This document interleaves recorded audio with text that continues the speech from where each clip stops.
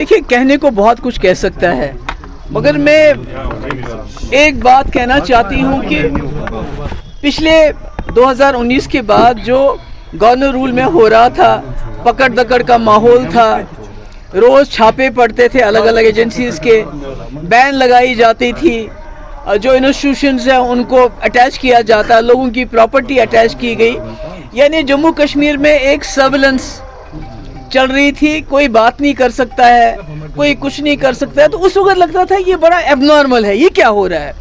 मगर उमर साहब ने जो सबसे बड़ी सर्विस की बीजेपी की, कि जो अभी तक लोगों को लगता था ये क्या हो, मुलाजिमों को निकालते, लोग बोलते थे क्यों निकाला, तो उमर साहब ने उसको नॉर्मलाइज किया कि जो अभी तक लगता था कि ये बुरा हो रहा है, गलत हो रहा है, उमर साहब ने कहा ये ठीक है, चल रहा है।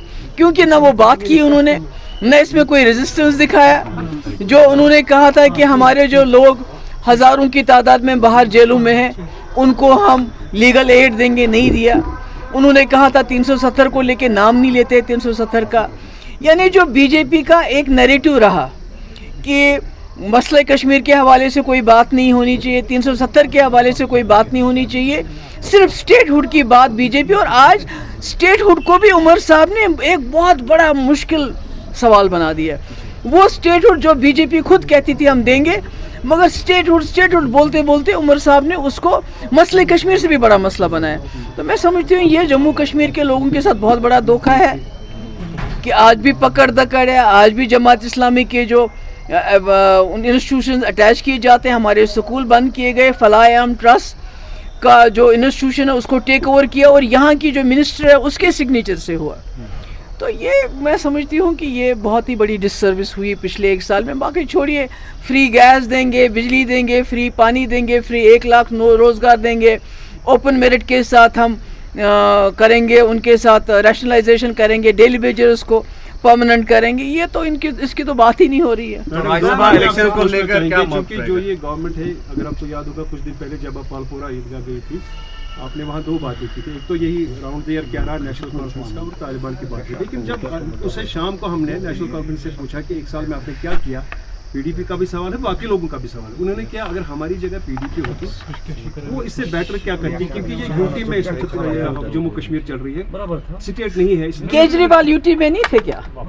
केजरीवाल में यूटी में रह के लोगों को फ्री बिजली नहीं दी, फ्री पानी नहीं दिया, स्कूलों को इम्प्रूव नहीं किया, हेल्थ सेंटर को इम्प्रूव नहीं किया, जो इलीगल कॉलोनीज थी उनको लीगलाइज किया, पूरी करप्शन को दूर कर दिया। तो मुझे लगता है केजरीवाल के तो सर पे ऐसे बंदूक रखी थी एलजी साहब ने, पर उसके बावजूद जितनी अच्छी, हमें केजरीवाल के पॉलिटिक्स के साथ बहुत उनके साथ एतराज़ात हैं। मगर अगर आप एज अ यूटी में जो उनकी गवर्नेंस देखेंगे, वो तो एक मॉडल है। तो यहाँ तो किसी ने रोके नहीं उमर साहब के हाथ। वो अब फ्री गैस क्यों नहीं दे रहे हैं, वो विडो फंड को क्यों नहीं बढ़ा रहे हैं, किसने रोका है?